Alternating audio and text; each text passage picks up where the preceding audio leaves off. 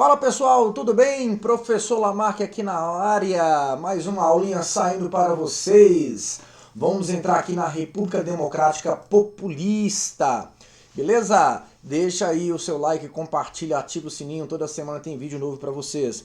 Ô galera, então vamos lá. Semana passada, na última aula, nós havíamos falado lá do governo Getúlio Vargas, né? Falamos lá da queda do governo Getúlio, as contradições que o seu governo acabou apresentando, né? Getúlio Vargas indo lutar contra ditaduras lá na Europa, porém, internamente, Getúlio mantinha no seu país uma ditadura.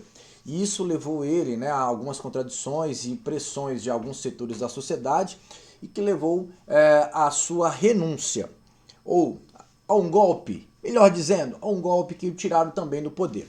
Porém, gente, uma das últimas coisas que Getúlio fez, importante para a nossa análise aqui para frente, é a criação de partidos políticos, né? Então, partidos que vigoraram no Brasil até 64, a partir de 45, são esses partidos aqui, dando destaque basicamente para esses três partidos aqui, PTB, PSD e UDN. Né? Entendendo cada partido aqui, porque é fundamental que você tenha eles em mente, quem são eles. Por exemplo, esse partido aqui, gente, é muito importante porque ele vai fazer uma coligação durante todo esse período da chamada República Populista com o PTB. Então, PSD e PTB representam as bases getulistas. Por exemplo, o PSD é um partido que foi muito forte, né, com uma base rural. E também, curiosamente, dentro das cidades também, alguns setores das cidades, é muito adepto ao ideal aqui do PSD. O PTB, por sua vez, é uma cidade que está muito forte onde? Nas cidades, né? Que tinha e defendia, por exemplo, o nacionalismo econômico. Então essa coligação aqui desses dois partidos sempre vai ser muito forte. Os principais candidatos que a gente vai falar aqui, a gente vai basicamente falar desses dois partidos aqui. Agora, a grande oposição desses dois partidos aqui vai ser a UDN, que representa o quê? As forças antigetulistas, que era contra, por exemplo, a intervenção do Estado na economia, que era contra leis trabalhistas, que defendiam o liberalismo econômico, que defendiam os interesses dos norte-americanos. É muito forte para qual segmento da sociedade? Os banqueiros.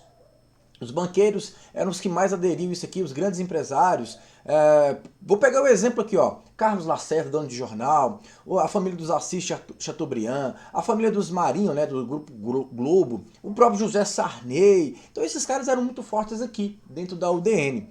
Esse grupo do PTB, PSD, está mais ligado, por exemplo, a alguns personagens importantes. Por exemplo, no PSD, eu posso falar JK, Tancredo Neves, Ulisses Guimarães, está ligado isso aqui.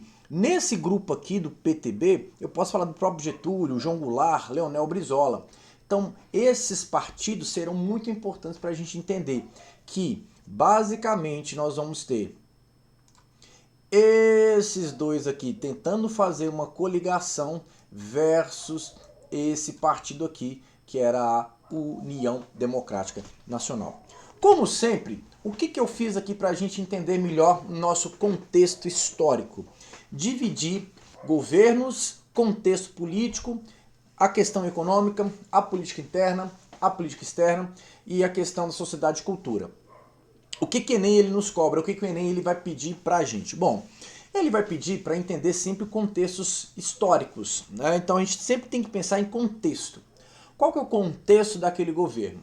Então a gente está falando de um período que foi de 1946 até 1964. E aí, pessoal, o que a gente tem que entender? Que esse período foi marcado pelo quê? Pela Guerra Fria. Cara, entenda isso.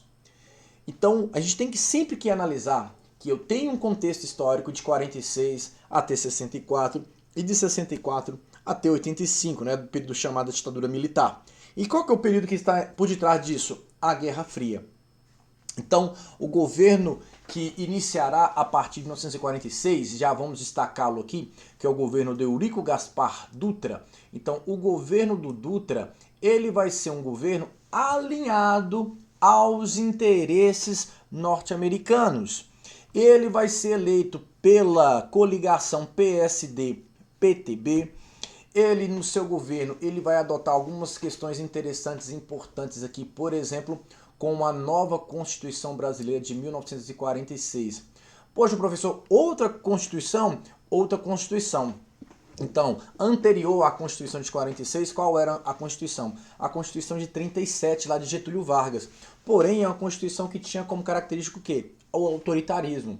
Era uma Constituição autoritária. Então, já não cabia mais no Brasil, no pós-ditadura militar. Então, há uma necessidade lá de estabelecer uma nova Constituição, que defendia o liberalismo, o conservadorismo, era um modelo republicano presidencialista, defendia o voto secreto universal, exclui dessa Constituição analfabetos, soldados, cabos.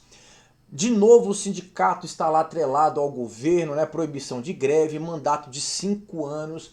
E aí a gente tem uma liberdade partidária, aspas, porque durante esse período houve a cassação do Partido Comunista Brasileiro.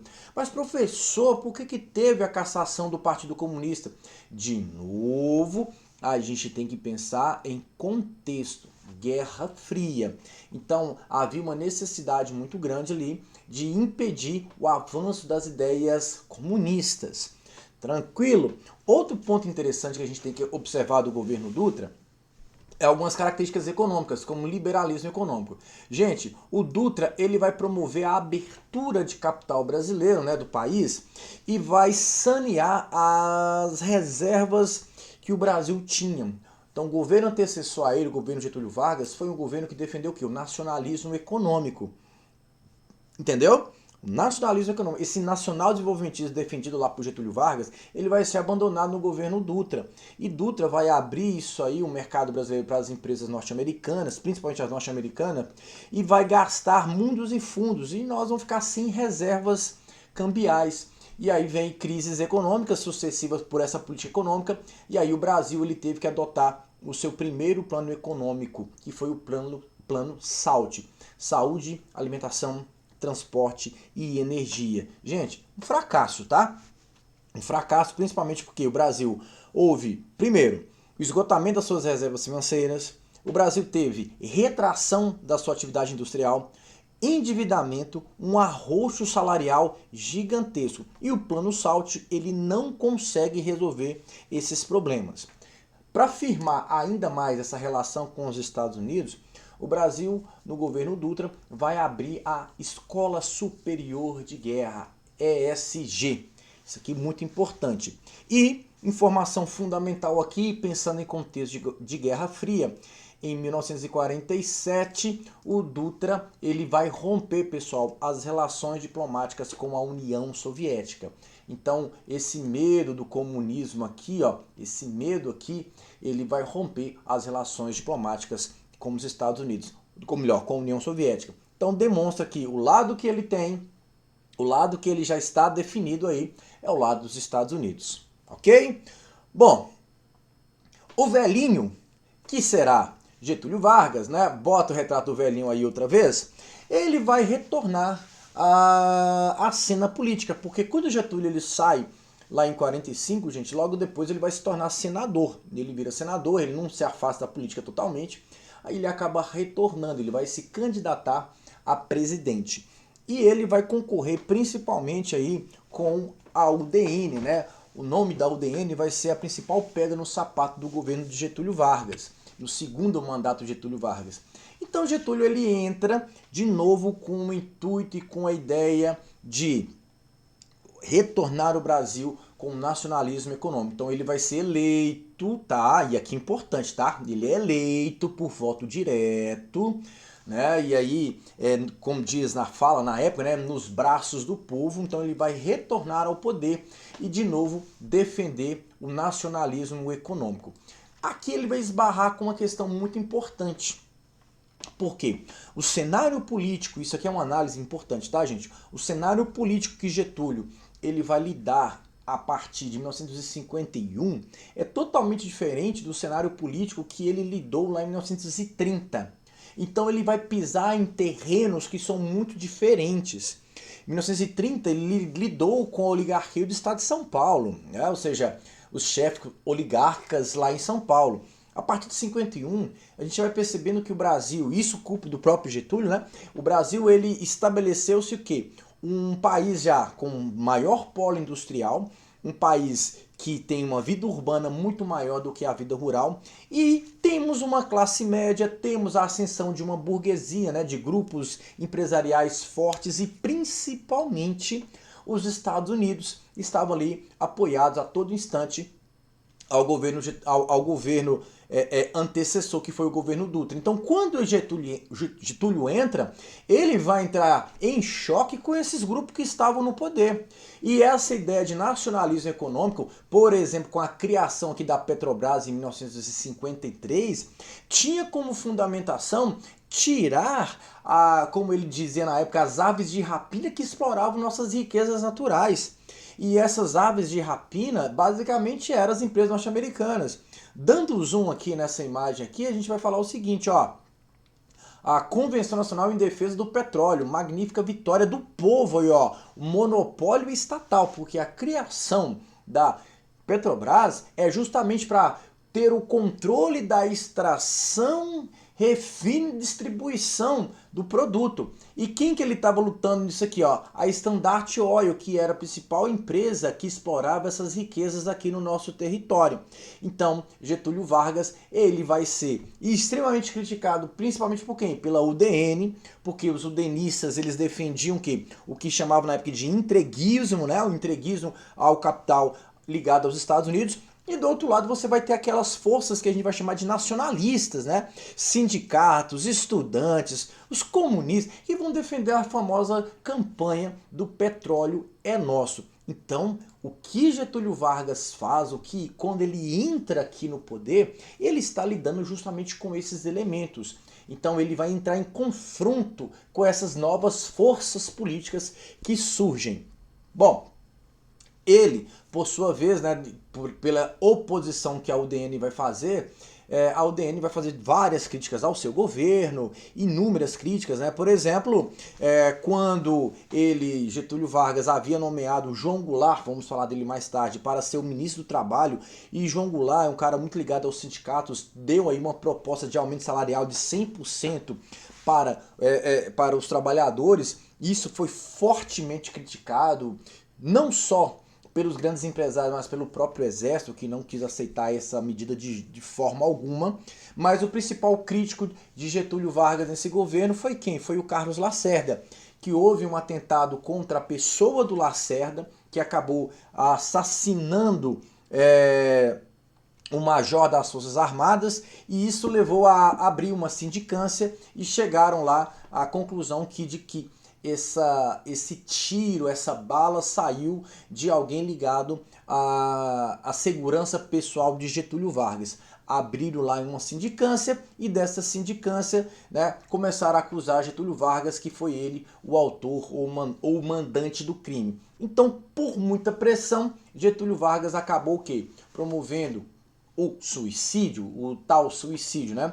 Só morto sairia do catete, de fato, que era o Palácio do Catete, era o Palácio do Governo, ele acaba cometendo o suicídio durante isso aí. Um ponto que é de muita reflexão nesse governo Getúlio Vargas é a gente entender que ele vai ser, como se diz em um linguajar mais acadêmico, ele foi o mal necessário para o Brasil, né? Ou seja, Getúlio Vargas ele vai promover uma série de ações e medidas aí que foram extremamente importantes, né? Com esse vínculo ligado ao nosso nacionalismo econômico. A transição para o próximo governo, que vai ser do JK, foi extremamente conturbado, porque JK era um nome que não agradava ao UDN, o JK era um nome que não agradava lá o grande empresariado, justamente por estar ele associado a quem? Associado ao getulismo. Então ele é um cara que vem trazendo também junto dele o populismo, é um cara que acaba de novo vencendo com a chapa PSD-PTB. Era um cara que tinha uma fala muito rebuscada, e também ficou conhecido aí, gente, como o presidente Bossa Nova. Na sua campanha, ele disse que iria promover os 50 anos de desenvolvimento em 5, a partir do plano de metas, que tinha fundamentado a indústria brasileira, mas era a indústria automobilística que não será a indústria brasileira, vai ser indústria estrangeira, e defendia um crescimento com inflação. Primeiro a gente faz essas mudanças e depois a gente volta para resolver tudo isso. É o governo dele que vai ser marcado pela construção de Brasília, tá? A construção de Brasília, muitas obras serão efetivadas também no seu governo, como a rodovia Belém-Brasília, usina de Furnas, Três Marias, aí uma questão energética, né? De o Brasil ele precisa crescer, mas também ele precisa também ter a geração de energia para suprir esse crescimento. A construção de Brasília está atrelada a um plano desenvolvimentista de tirar a capital do litoral e levá-la para a parte mais interior. É uma corrida, digamos assim, para o oeste, como foi feita nos Estados Unidos, e o Brasil nunca conseguiu fazer isso. Desde a época do governo lá em 1989, no governo de 1930 lá de Getúlio Vargas, JK vai tentar fazer muito isso, o governo dos militares também vai fazer isso, promover essa ocupação ao oeste, essa ocupação ao centro-norte do Brasil. Há uma empresa, né, responsável para isso, que vai ser a Nova Cap. Essa construção se dá através de empréstimos, de endividamentos. Nós tivemos um processo extremamente desordenado de urbanização de algumas áreas do norte, né? E principalmente a favelização que vai acontecer na região ali de Brasília. Você tem a construção da capital, em torno você vai precisar de mão de obra. Essa mão de obra ela vem de fora, principalmente do Nordeste, chamado, né, os candangos, que vão acabar promovendo a construção e trabalhando em Brasília. Após o término dessa construção, você vai ter um processo que essas famílias, esses trabalhadores que vieram, eles não retornam para os seus lares, eles acabam ficando ali nas regiões adjacentes. Brasília tem como ideia básica o projeto piloto, né, em formato aqui de nave, né, vocês conseguem ver aí os ministérios e a esplanada. Então, Brasília tem essa função, porque Lúcio Costa e principalmente Oscar Niemeyer foram aqueles que elaboraram Brasília. Getúlio Vargas é diferente em relação a como que eu faço o desenvolvimento no Brasil. Getúlio Vargas ele tinha a ideia do nacionalismo econômico, o senhor JK ele já defendia aqui a aliar o capital nacional, capital privado e capital externo nesse desenvolvimento aqui. Só para a gente ilustrar um pouco, né, a gente vai ver que JK ele é o cara que vai definir o meio de transporte de escoamento de produtos no Brasil, que basicamente vai ser através do setor rodoviário. Então ele é o cara que vai estabelecer, por exemplo, a BR-040, que vai interligar a antiga capital Rio de Janeiro à nova capital. E a gente tem uma política externa que acaba sendo muito dependente, né, desses empréstimos para promover esse desenvolvimento. Uma coisa importante aqui, ó, surgimento das ligas camponesas, que tem muita força no governo de JK. As ligas camponesas, porque havia uma esperança que ele conseguisse, a partir né, do seu governo, promover a reforma agrária. A gente não vai conseguir ver isso vai ser mais forte lá no governo João Goulart, né? A reforma agrária ela não consegue ser efetivada. Então a gente tem o início ali das manifestações das ligas camponesas. Outro ponto interessante, né, como ele é o presidente Bossa Nova, nós temos já algo que já havia caído no Enem, não só da questão da Bossa Nova, mas também dos projetos de automóveis que o senhor JK ele prioriza enquanto o povo passava necessidade. Então o governo dele ele desenvolve em alguns aspectos, mas em outros aspectos a gente vai perceber que havia uma inflação, um endividamento, o salário não acompanhava o aumento do custo de vida no Brasil. Então foi penoso para alguns setores o governo de Juscelino Kubitschek. Bom, Juscelino ele não consegue fazer um sucessor, tá? O sucessor dele era o Marechal Teixeira Lott. Quem acaba vencendo as eleições foi Jânio Quadros, ali capitaneado pela UDN, né? Ele estava na UDN, não quer dizer que o Jânio Quadros ele era um udenista. O vice de Jânio Quadros, pessoal, era João Goulart. Então deixa João Goulart aí. Perceba que aqui, ó, 1961. Sim, ele governa muito pouco, né? Foram aí 7 meses do seu governo. Ele tinha um slogan de campanha aqui que era a vassoura. Então, para você não confundir quem que é Jânio Quadros e quem que é João Goulart, lembra que Jânio Quadros é o cara da vassoura, né? Varre, varre, vassourinha. Então, o governo dele está ligado a varrer a corrupção. A gente fala, né, chama ele de um político numa carreira meteórica, conseguiu em pouco espaço de tempo se tornar de vereador, prefeito, governador do estado de São Paulo. Então um cara que vem ali com uma expressão política extremamente interessante. É teatral? Sim. É contraditório? Muito. Aí ele se apresentava ali como uma renovação política. Então veja só, ele consegue colocar a UDN, né, no poder. Ele estava ali na UDN, mas ele vai tomar algumas medidas que até então são contraditórias. Por exemplo, na política interna, ele congela salários, corta ali alguns subsídios para o trigo e petróleo. A gente vai perceber um aumento significativo na inflação durante esse governo. Agora, o que mais impacta no governo dele vai ser, por exemplo, a política externa independente. Então anota isso aí que é importante, a política externa independente. O que isso quer dizer? Todo o contexto internacional, a partir ali dos anos 60, a partir de 57, 58, a gente vai ter um evento chamado Conferência de Bandung, né, na Indonésia, onde que reuniu as principais lideranças do mundo árabe e do mundo africano para criar um projeto, um processo que a gente já falou sobre isso, de descolonização afroasiática, que era retirar as amarras do colonizador europeu, principalmente no pós-Segunda Guerra Mundial. Tivemos a Carta da ONU, que fala da autodeterminação dos povos.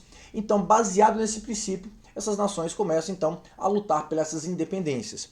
Só que é interessante falar que esses caras, eles não queriam se tornar dependentes dos Estados Unidos ou União Soviética, porque eram os principais países que estavam no hype naquele momento. Então eles queriam criar o quê? Uma via própria. Pega essa visão. Queriam eles seguir uma via própria, o chamado terceiro aspas mundo, o terceiro mundo, né? Os países não alinhados. Então, o que Jânio Quadros faz? Ele vai beber dessa água. Olha, eu não quero alinhar nem com A nem com B, quero seguir uma via própria. E aí ele reata as relações diplomáticas com a União Soviética, com a China, Cuba, condecora, como vocês podem ver, Che Guevara aqui.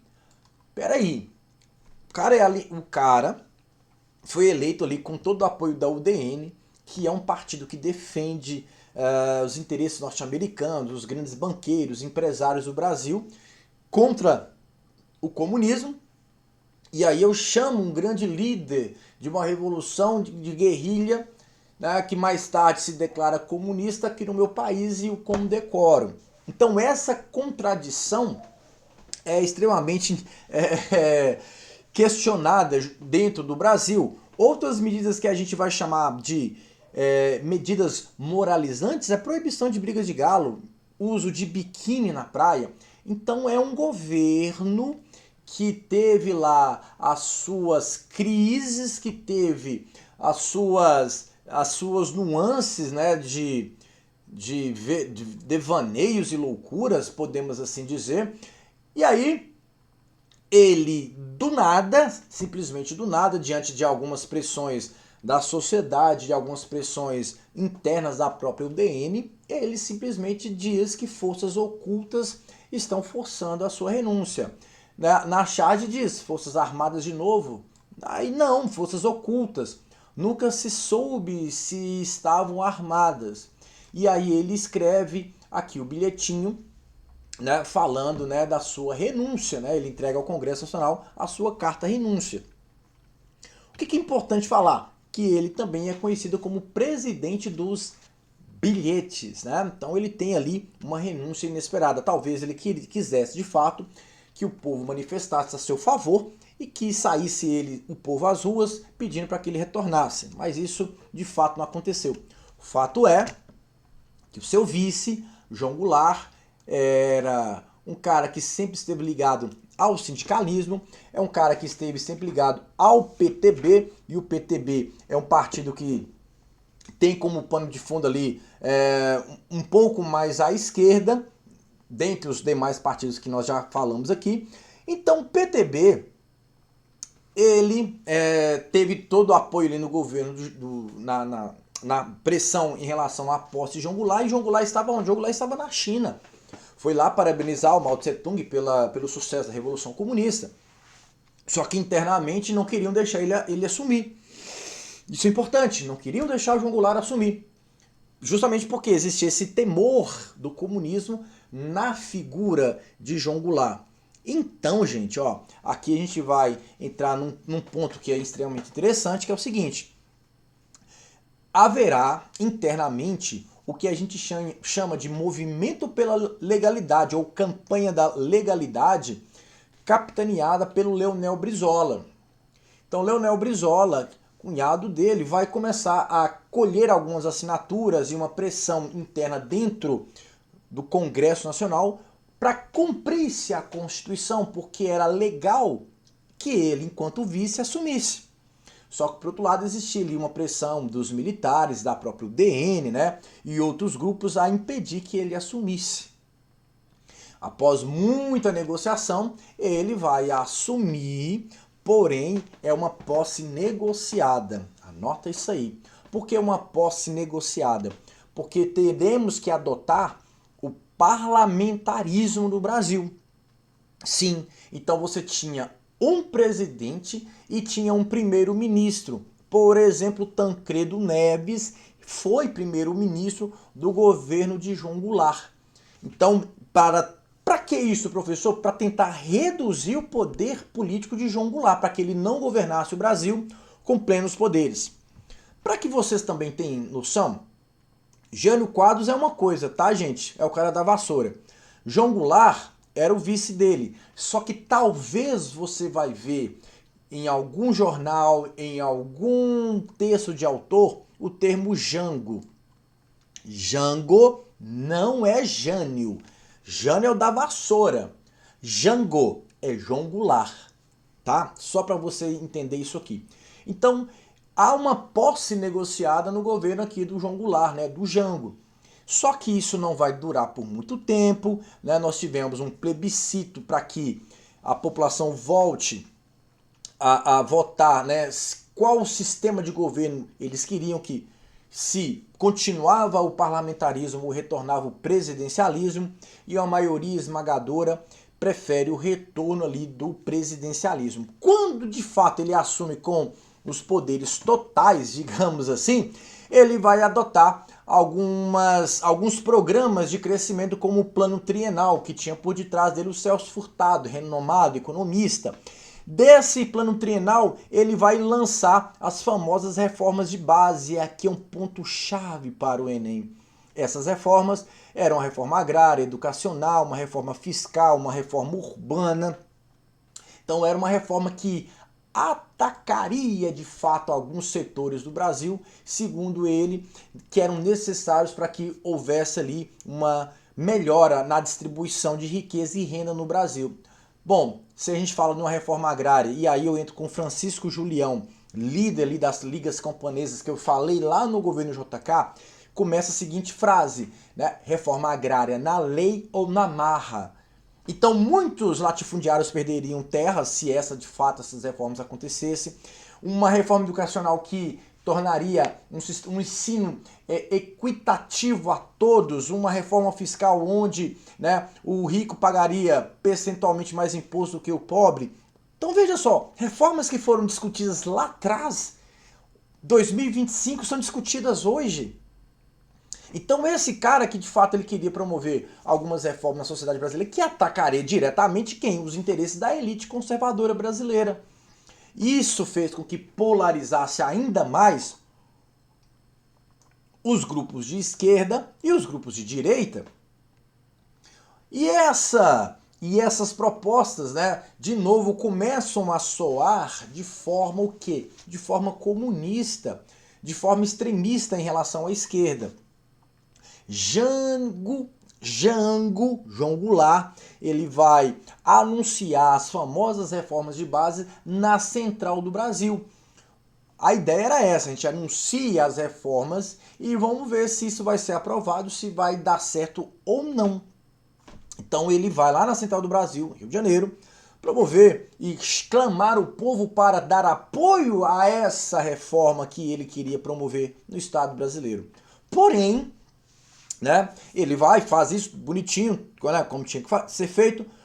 Semana depois, a gente vai ter um outro evento importante que vai ser a chamada Marcha da Família com Deus pela Liberdade, onde a classe média, onde a elite brasileira, ela vai sair às ruas manifestando contra essa reforma de base que João Goulart queria fazer. Marcha, soldado, família tradicional brasileira, com Deus, e muito aqui apoiado principalmente por alguns grupos conservadores da Igreja Católica, pela liberdade. De novo o discurso de liberdade, né? Qual liberdade que elas queriam, que essas pessoas queriam. Enfim, em 31/3, para a gente não falar 1º de abril, dia da mentira, né? A gente tem o que a gente chama de golpe militar. Para alguns, Revolução de 64, ou simplesmente um golpe civil-militar. Por que golpe civil? Porque teve apoio da sociedade civil, onde você tem a saída de João Goulart sem ter nenhum apelo às forças, né? Não houve resistência, apenas a renúncia, né? Ele acaba indo depois parar no sul do Brasil e depois refugiou-se no Uruguai.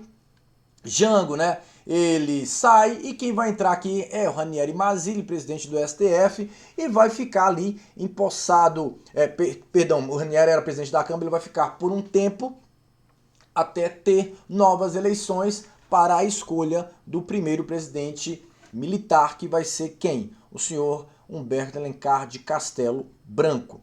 Então, é importante esse período da história do Brasil justamente para a gente fazer essas reflexões, porque o golpe, né, ou seja, essa intervenção, ela vem justamente por um derretimento da política de João Goulart, pelo um derretimento dessas propostas que, segundo a interpretação se dava, apoiava-se cada vez mais ligado ao comunismo. Beleza? Deixa seu like aí, deixa o seu comentário, não deixe de curtir, compartilhar. Toda semana temos aula nova aqui no canal, tá bom? Forte abraço para vocês e até a próxima. Valeu, galera!